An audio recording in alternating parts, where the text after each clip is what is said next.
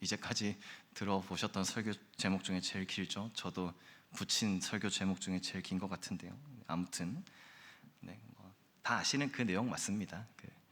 요즘에 우리가 스마트폰 없이 하루를 살아가기가 참 힘들죠. 그런데 우리가 가지고 있는 그 스마트폰이 아무리 최신형이라고 해도 네트워크 인터넷이 연결이 되어 있지 않으면은 이거 그냥 시계에 불과합니다. 그냥 깜빡깜빡거리는 화면에 불과한 것이죠. 와이파이 신호가 약해지면은 메시지도 못 받고 영상도 끊기고 얼마나 답답할 때가 많겠습니까? 오늘 예수님께서 말씀하시는 씨 뿌리는 자의 비유, 이것도 비슷합니다. 스마트폰에 인터넷이 잘 연결되어 있어야지 그 원하는 기능을 잘 작동하게 할 수 있는 것처럼요. 우리의 마음밭도 복음의 말씀을 잘 받아들여야 아름다운 결실을 맺을 수 있는 것과 같은 것입니다. 오늘 각 비유의 여러 가지 그 토양들을 스마트폰의 연결 상태에 비유해서 우리 잠깐 이해해 보면은 또 재미있을 것 같습니다. 먼저 길가와 같은 마음은 이런 거죠. 와이파이 신호가 전혀 잡히지 않는 그 핸드폰, 그 장소와도 같습니다. 하나님께서 우리에게 말씀을 보내주셔도 우리 마음이 딱딱하게 닫혀 있어서 그 신호를 전혀 받을 수가 없는 상태가 바로 길가밭과 같은 핸드폰의 상태인 거죠. 어떤 신호도 잡히지 않습니다. 메시지를 아무리 보내도 받아내지를 못하는 거죠. 돌밭과 같은 마음은 어떤 것입니까? 신호가 잡히기는 하지만 자주 끊어집니다. 이거는 이 신호가 연결이 안 됐을 때보다 더 열받는 경우가 될 수도 있습니다. 얼마나 자주 끊어지는지요. 이 말씀이 처음에는 말씀을 잘 받아들이지만은 어려움이 닥치면은 금세 포기해버리고 마는 그러한 모습이 또 이 돌밭 신호가 잡혔다가 끊어졌다가 하는 그런 모습과도 같은 것이죠. 세 번째 가시덤불 같은 마음은 이런 마음입니다. 신호는 잘 잡힙니다. 그런데 너무 많은 알림 때문에 인터넷을 제대로 사용할 수 없는 그러한 상태와도 같은 것이죠.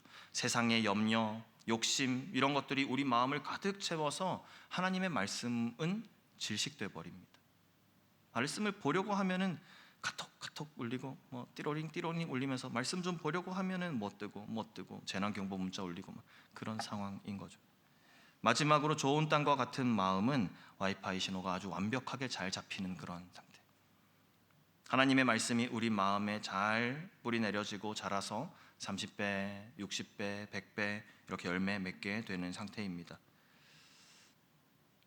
씨앗 하나가 땅에 떨어져서 뿌리를 내리고 자라서 열매를 맺게 되듯이 하나님 나라는요, 이 한 알의 씨앗으로부터 시작됩니다. 예수님께서 마가복음 4장에서 씨 뿌리는 자의 비유를 통해서 하나님 나라의 그 신비로운 성장의 원리에 대해서 우리에게 또 보여주시고 있는 것이지요. 농부의 모습을 한번 생각해 보십시오. 이 말씀에 나오는 농부는요, 밭에 씨를 뿌릴 때 그 모든 땅에 대해서 차별하지 않고 그 씨를 뿌립니다.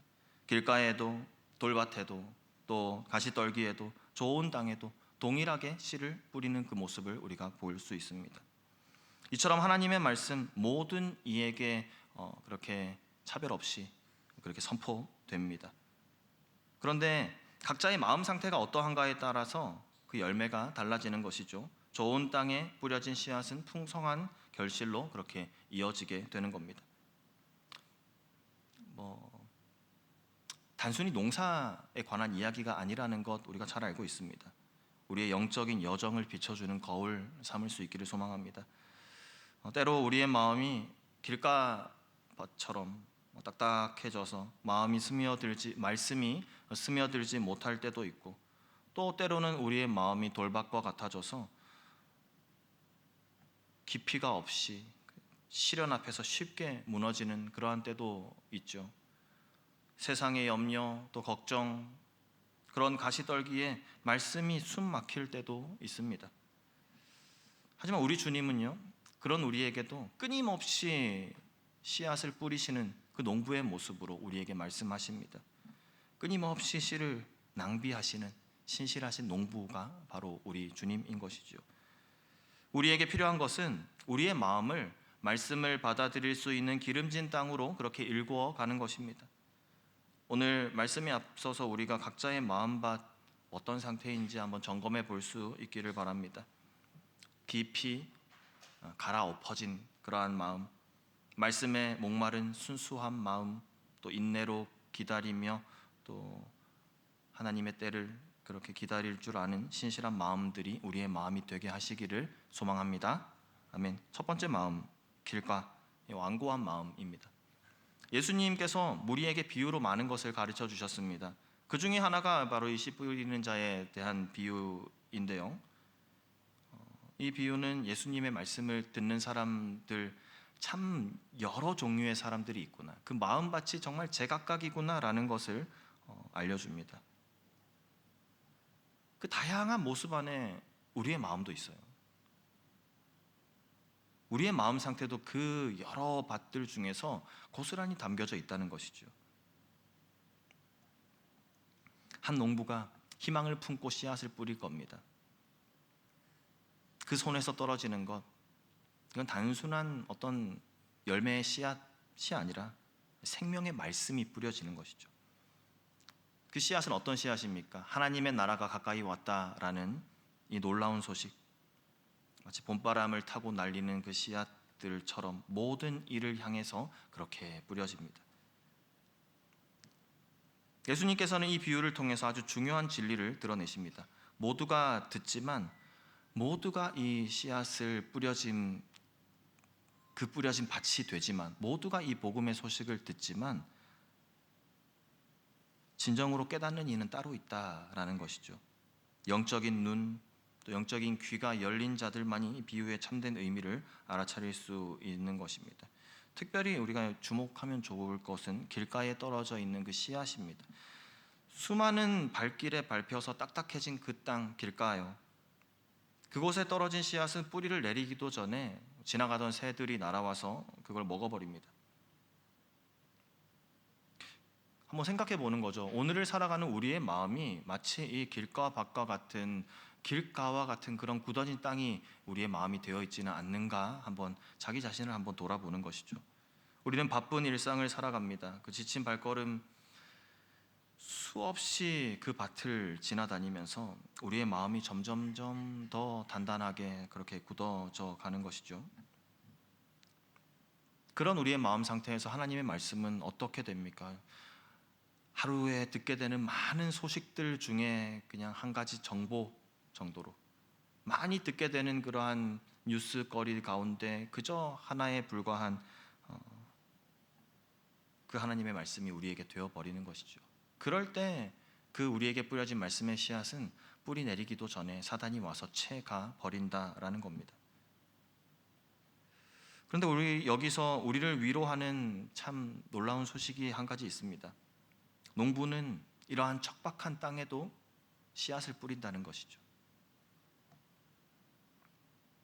하나님의 한량없는 은혜를 보여주시는 겁니다. 아낌없이 베푸시는 하나님의 그 사랑을 보여주시는 것입니다. 하나님께서는요, 우리가 지금 어떠한 상태인지에 따라서 그 우리의 상태를 보고 우리를 포기하시는 그런 분이 아니시다라는 것이죠. 가장 완고한 마음도 하나님의 은혜로운 손길을 통해서라면 부드러운 옥토와 같이 변화될 줄 믿습니다. 말씀 우리에게 도전합니다. 우리의 말씀이 어떤 상태인지를 정직하게 돌아보게 하고, 또 혹시 우리가 일상의 분주함으로 인해서 세상의 염려로 우리의 마음이 길가처럼 그렇게 딱딱하게 굳어져 있지는 않은지를 돌아보면서 하나님 말씀이 과연 내 마음 속에서 숨쉬고 있는가, 하나님의 말씀이 내 마음 가운데 뿌려져서 뿌리 내리고 열매 맺고 있는가, 이것을 돌아보며 내가 이 마음을 옥토와 똑같이 되게 하기 위해서 갈아엎는 작업을 시작해야겠구나라는 그러한 도전을 하게 하는 것이죠. 완고한 땅이 농부의 쟁기 아래에서 부드러운 흙으로 그렇게 변하듯이 우리의 굳은 마음도 우리가 하나님 앞에 겸손한 마음으로 내어드릴 때에 주님께서 기경하여 주시옵소서. 주님께서 그 들고 계신 쟁기로 갈아엎어 주시옵소서. 내어 맡길 때에 하나님 우리의 마음을 굳어진 길가와도 같은 그러한 우리의 마음을 옥토와도 같이 변화시켜 주실 줄 믿습니다. 아멘. 사랑하는 성도 여러분, 오늘 말씀을 통해서 우리의 마음밭 하나님께서 도전하십니다. 다시 한번 갈아엎어 보라고. 하나님의 말씀이 깊이 뿌리 내릴 수 있도록 우리 마음을 또 새롭게 준비할 수 있는, 또 그럴 때에 우리 안에서 하나님의 풍성한 열매가 맺어지는 좋은 밭들 우리가 다 되기를 소망합니다. 아멘. 두 번째 밭은 돌밭입니다. 겉으로는 기름진 땅처럼 그렇게 보이지만은 그 속이 아주 단단한 안반층이 되어 있는 것이죠. 우리의 신앙생활에서 자주 마주치는 아주 위험한 함정과도 같은 그러한 상황들입니다. 종종 이러한 경우를 목격할 때가 있죠. 처음 복음을 접한 사람이 아주 뜨거운 마음으로 감동의 눈물을 흘리면서 벅찬 기쁨으로 하나님을 찬양합니다. 그러면서 이제는 내 인생이, 하나님 만난 내 인생이 이제는 완전 달라질 거야 라고 그렇게 확신을 합니다. 원하기는 그 상태가 지속되는 좋은 밭이면 너무 좋지요. 그런데 시간이 지나고 시험이 찾아오게 될 때에 그 열정이 마치 아침에 내린 이슬이 사라지는 것과 같이 그렇게 사라져 버리는 것을 우리가 보게 될 때가 간혹 있습니다. 왜 이런 일이 일어나는가라는 질문에 예수님께서는 흙이 얕다, 그 토양의 흙이 얕기 때문이다라고 그렇게 말씀하시는 거죠. 얕다라는 것은 예수님에 관한 지식이 부족하다, 지식이 얕다 이것을 의미하는 것이 아닙니다. 우리의 신앙의 뿌리가 깊은 곳까지 내리지 못했다라는 것을 의미하는 그 얕다입니다. 마치 겉으로 보기에는 금박지가 반짝반짝거리지 않습니까? 겉으로 보기에는 아주 그렇게 화려한데 속은 비어있는 신앙, 그런 것을 예수님께서는 이 돌밭, 아주 얕은 그러한 비상적인 하나님과의 관계라고 그렇게 말씀하시는 것이죠. 요즘 세상은 또 얕은 것을 우리에게 강요하기도 하고 얕은 삶을 살아가라고 그렇게 우리에게 요구하는 것 같기도 합니다. 긴 글은 요즘에 별로 안 좋아하죠. 읽기도 좀 힘들고, 짧은 글, 어디에 올리는 글도, 보내는 메시지도 짧은 글, 짧은 영상들, 깊이 있는 대화가 오가기보다는 이모티콘 쓰는 게 좀 더 편한 그런 시대를 우리가 살아가고 있지 않습니까? 묵상할 시간도 없이 휴대폰을 들여다보면서 시작하는 하루하루, 우리도 모르는 사이에 모든 것들을 아주 가볍게 다루는 그러한 습관이 우리가 들고 있습니다. 얕은 문화, 이 신앙생활에도 조금씩 영향을 끼쳐서요, 말씀을 깊이 묵상하지 못하게 만들어 버리는 것이죠. 돌밭이 되라고 요구하는 그러한 세상에 우리가 살아가고 있는 것 같습니다. 우리는 이 돌밭, 우리 신앙이 돌밭 신앙이 되어서는 안 될 텐데 우리는 이것을 어떻게 극복해야 할까요? 우리 영적인 곡괭이를 우리가 들어야 됩니다. 돌밭, 말씀으로, 또 묵상하는 것으로, 기도로 우리 마음속에 있는 단단한 돌들을 하나하나 그렇게 파내야 합니다. 어떤 돌을 파내야 됩니까? 세상적인 가치관이라는 그 돌을 캐내야 하고, 물질주의라는 이 돌, 돈이면 다 된다 하는 그 돌들을 캐내야 하는 것이고요. 이기심이라는 이 돌을 제거할 때에 그제서야 우리에게 뿌려진 말씀이 더 깊이 있게 그렇게 뿌리 내릴 수 있을 것입니다. 또 우리는 그 돌들을 만났을 때에 피하지 말아야 합니다. 받아들여야 합니다. 농부가 땅을 갈 때 돌 발견하면 이거 돌이 나왔네, 돌아서서 다른 곳 이렇게 파지는 않잖아요. 돌 발견하면 캐내야죠. 파내야지 그 자리에 씨앗을 뿌릴 거 아닙니까? 우리에게 시련이 찾아올 때도 마찬가지입니다. 도망가지 말고 그것을 통해 더 깊은 신앙의 자리로 나아갈 수 있도록 붙잡고 주님 앞에 나아가는 것이죠. 이 모든 일을 혼자 할 수 없습니다. 공동체 안에서 서로를 돕고 격려하는 일이 반드시 필요합니다. 생각해 보니까 그럴 것 같아요. 돌을 발견하긴 했는데 이 정도 크기 돌이면은 혼자서라도 어떻게 해볼 테지만 저 의자만한 돌이 나오면 어떻게 하겠습니까? 그러면은 옆에 밭매는 우리 권사님, 집사님, 장로님 불러서 이제 같이 이렇게 꺼낼 거 아니에요, 그죠? 혼자서는 무거운 돌 치우기도 어렵고 힘듭니다. 함께 기도하는 것, 함께 말씀 보는 것, 또 서로의 어려움을 이렇게 짊어지고 나눌 때 우리가 함께 더 깊은 신앙으로 나아갈 수 있을 것입니다. 사랑하는 성도님들, 우리의 신앙 얼마나 깊이 뿌리 내리고 있습니까? 우리가 잠시 말씀을 이렇게 받으면서 우리의 마음밭을 돌아보기를 원합니다. 혹시 우리의 마음밭이 혹시 돌밭 같지는 않은지요? 시련과 고난이 찾아올 때 우리는 쉽게 흔들리지는 않습니까? 하나님께서 원하시는 것은 우리 마음이 깊은 그러한 깊이 있는 신앙의 모습으로 자라가는 것, 그것을 하나님께서 원하십니다. 계속해서 우리가 살펴보면서요, 우리가 우리의 신앙을 점검하고 더 깊은 영적인 성숙을 향해 나아갈 수 있기를 소망합니다. 세 번째 가시덤불. 가시떨기 속에 있는 씨앗, 이것이 우리가 주목해야 할 세 번째 마음 상태, 그 토양입니다. 이 가시떨기가 있는 밭은 앞전에 살펴보았던 두 가지 밭과는 조금 차이가 있습니다. 겉으로 보기에도 참 비옥해 보이기도 하는데 그 땅이요, 실제로도 영양분을 품고 있는 땅이라는 것이죠. 그래서 아무것도 못 자라는 그러한 밭이 아니라 가시떨기가 뿌려지면 가시떨기가 자랍니다. 가시떨기가 자랄 만큼 가시떨기의 영향을 공급해 줄 수 있는 밭이 그 가시떨기 밭이라는 것이죠. 우리에게 이 가시떨기 밭 어쩌면 아주 익숙한 그러한 모습입니다. 우리의 삶도요, 겉으로 보기에는 신앙생활하기에 아주 좋은 그러한 환경 우리가 갖추고 살아가고 있습니다. 성경책 이거 하나조차 가지지 못하는 그러한 사람들도 지금도 있거든요. 우리 성경책 하나 이상 집에 다 가지고 있죠. 교회도 나올 수 있습니다. 말씀도 듣습니다. 근데 그런 우리 속에 신앙생활하기에 아주 좋은 이런 시대 속에, 환경 속에 수많은 가시들이 자라나고 있다는 것입니다. 예수님은 이 가시를 세 가지 정도로 이렇게 설명하십니다. 세상의 염려라는 가시, 재물의 유혹이라는 가시, 또 다른 것들에 대한 욕망이라는 가시입니다. 이게 마치 우리가 핸드폰 할 때 핸드폰으로 성경 어플 켜서 말씀 읽으려고 할 때 마구마구 울리는 그 알람처럼 이 가시가 돋아나는 거죠. 우리 영적인 생활을 방해하는 요소가 됩니다.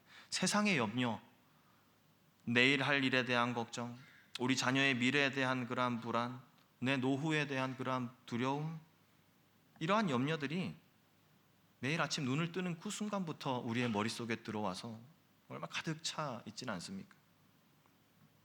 재물에 대한 유혹입니다. 조금만 더라는 생각이 우리를 사로잡는 것이죠. 조금 더 높은 자리에, 조금 더 나은 벌이, 조금 더 많은 수입, 조금 더 넓은 집, 이 조금만 더, 이것이 모이고 모여서 가시덤불이 되어서 우리의 영혼을 옥죄는 거죠. 세 번째, 다른 것들에 대한 욕망입니다.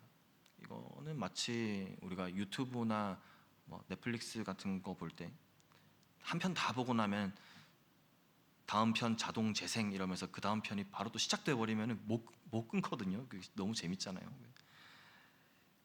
끊임없이 이어지는 욕망의 사슬이 우리의 시간을, 우리의 관심을 그렇게 뺏어 갑니다. 문제는 이러한 가시들이 한순간에 자라나는 것이 아니다라는 겁니다. 어느 순간 우리의 마음속에 자라나 있는 가시들, 마치 정원에 그 자라나는 잡초들처럼 가끔씩 벌초하러 갔을 때 얼마나 그 많은 잡초들이 어느새 이렇게 자라 있는 것을 우리가 명절 때 보지 않습니까? 우리가 방심하는 사이에 조금씩 자라다가 어느새 우리의 영적인 생활을 질식시켜 버릴 만큼 그렇게 무성하게 잡초가, 가시가 그렇게 자라나 있는 것이죠. 심각한 것은 이 가시들이 때로는 매우 그럴듯한 모습으로 나타난다는 겁니다. 이게 내가 세상의 염려, 재물의 유혹, 다른 것들에 대한 욕심이라면, 그렇게 분별할 수 있었다면 이것이 자라도록 이렇게 내버려 두지는 않았을 텐데, 미래를 위한 준비라는 이름의 염려가 우리에게 뿌리 내릴 때 우리가 이것을 뽑아내지를 못하는 것이죠. 하나님께서 주신 재능을 개발하는 것이다 라는 그 교묘한 욕심이 우리 마음속에 자리 잡게 되었을 때 이걸 솎아내지 못하는 겁니다. 삶의 균형, 워라벨, 이런 이름으로 찾아오는 세속적인 추구함, 이런 것들이 다가올 때 이게 옳은지 그른지 잡초인지 알곡인지 가라진지 구별하지 못하고 크게 두는 거죠. 우리 마음은 그걸 키워낼 수 있는 밭이거든요. 말씀이 떨어져서 말씀을 키워내야 할, 하나님 나라를 키워내야 할 우리 토양들인데 그런 세상에 가득한 것들을, 그것을 키워내는 겁니다. 그래서 우리가 이 가시떨기와 씨름해야 합니다. 어떤 방법들로 할 수 있을까요? 정기적으로 가시 제거가 필요합니다.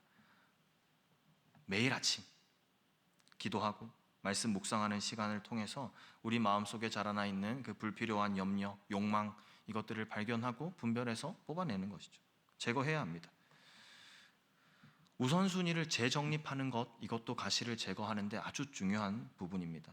예수님께서는 말씀하셨죠. 너희는 먼저 그의 나라와 그의 의를 구하라.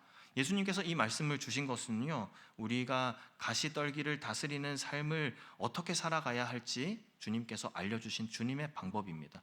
너희는 먼저 그의 나라와 그의 의를 구하라. 아침에 일어나자마자부터 시작되는 그 염려, 걱정, 고민들보다 먼저 하나님 나라와 의를 구할 수 있는 우리가 되기를 소망하는 것입니다. 가시를 제거하는 이 일 역시도 우리가 앞전에 돌밭에서 그 커다란 바위를 드러낼 때와 마찬가지로 혼자서는 어려울 수 있습니다. 함께하는 것이, 공동체가 필요합니다. 혼자서는 보지 못하는 가시를 또 서로가 발견하게 해주고 또 제거하도록 도와주는 것이죠. 이것이 바로 우리 교회의 역할, 우리 공동체 안에서 하나님께서 함께 신앙생활하게 하신 그 이유가 되는 것입니다. 성도님들, 우리 마음밭은 어떤 모습인가요? 혹시 하나님 말씀이라는 이 귀한 씨앗이 우리의 마음속에 뿌려졌는데 주변에서 자란 그 잡초들 때문에, 가시들 때문에 그 말씀의 씨앗이 질식해버리고 있는 그러한 상황은 아닙니까? 우리의 마음을 살펴보고 또 기도하는 가운데 그 잡초들, 가시들 잘 솎아낼 수 있는, 잘 제거할 수 있는 그러한 시간이 되기를 소망합니다. 우리가 풍성한 열매를 맺기 위해서는 그 가시를 제거한 이후에 그 자리를요, 하나님 말씀으로 채워야 합니다. 염려 대신에 믿음으로 그 자리를 채우는 것이고, 욕심 대신에 감사로 이렇게 채우는 것이고요, 세상 욕망 대신에 하나님을 향한 사랑으로 그 자리를 채워갈 때에 이제 더 이상 다른 어떤 것이 비집고 들어올 틈 내주지 않는 거죠. 그럴 때 우리 하나님 원하시는 아름다운 열매를 맺을 수 있을 줄 믿습니다. 원래 3개 하면 끝나는데 이 비유는 4개잖아요. 마지막 좋은 밭 짧게 마무리하겠습니다. 좋은 땅과 같은 마음, 주님께서 이 비유를 주시면서 하나님 말씀을 받아들인 그 마음이 30배, 60배, 100배 정말 엄청난 열매를 맺는 그 신실한 마음을 보여주셨습니다. 좋은 땅이 그저 어쩌다 보니까 여기는 좋은 땅 이렇게 만들어진 땅이 아닙니다. 농부가 땅을 일구고 가꾸어낸 결과였던 것이죠. 우리가 매일 하나님과 친밀한 교제 속에 살아야 합니다. 우리의 마음을 갈고 닦아야 합니다. 그 이유가 좋은 땅 만들기 위해서죠. 돌을 골라내야 하고 가시덤불 제거해야 하고 단단한 땅을 부드럽게 그렇게 갈아엎는 영적 경작의 과정이 우리에게도 필요합니다. 이것이 하나님의 도우심, 성령님의 은혜가 아니고는 우리에게 불가능합니다.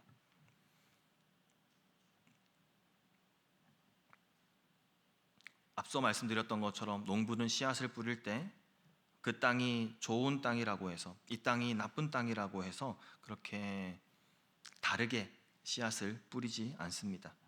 씨앗이 당시 이 예수님께서 말씀하신 이 시기에, 이 말씀이 기록되는 이 시기에 농사하는 그 모습을 보면요, 씨앗이 아무리 좋은 땅에 뿌려져도 잘하면 6배, 7배 정도의 결실을 할 수가 있었습니다. 정말 잘 좋은 환경 속에서 풍년이라고 할 때는 한 10배 정도 맺으면 그날 그해 농사는 성공한 거였다고 합니다. 그런데 예수님께서 말씀하시는 것은 30배, 60배, 100배라는 이 상상을 초월하는 수확량을 말씀하시는 것이죠. 이것이 하나님 나라라는 역설의 그 진리를 보여주는 겁니다. 세상의 기준으로는 보잘것없이 보이는 그 땅에서도 하나님께서 역사하신다면 아주 놀라운 그러한 열매가 맺어질 수가 있습니다. 좋은 땅 같은 마음 우리가 다 되기를 소망합니다. 단순히 말씀을 듣고 일시적으로 기뻐하는 그러한 땅 아니고요, 폭풍이 몰아치고 시험이 닥쳐와도 그 말씀을 굳게 붙잡을 수 있는 그 믿음, 깊이 뿌리 내리게 하는 그 마음, 좋은 땅입니다. 이것이 우리의 의지만으로는 불가능할 것이기 때문에 그래서 우리가 성령님 의지하는 것이죠. 성령님의 도우심을 구하고 때마다 내리시는 그 이른 비, 늦은 비, 하나님께서 주시는 그 은혜의 비를 간구하며 말씀의 씨앗이 우리 안에서 잘 뿌리 내리고 자라도록 겸손히 기다리는 것, 그것이 우리에게 필요할 겁니다. 하나님께서 원하시는 그 마음밭 우리가 되기를 소망합니다. 말씀을 향해서 우리의 마음이 활짝 열려지는,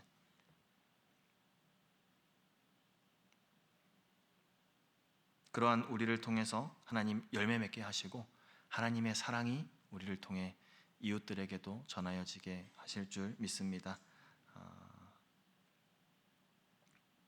네, 그렇게 하나님 영광 드러내는 아름다운 우리의 삶이 또 우리의 교회가 되게 하시기를 간절히 소망합니다. 아멘. 함께 우리 찬양하겠습니다.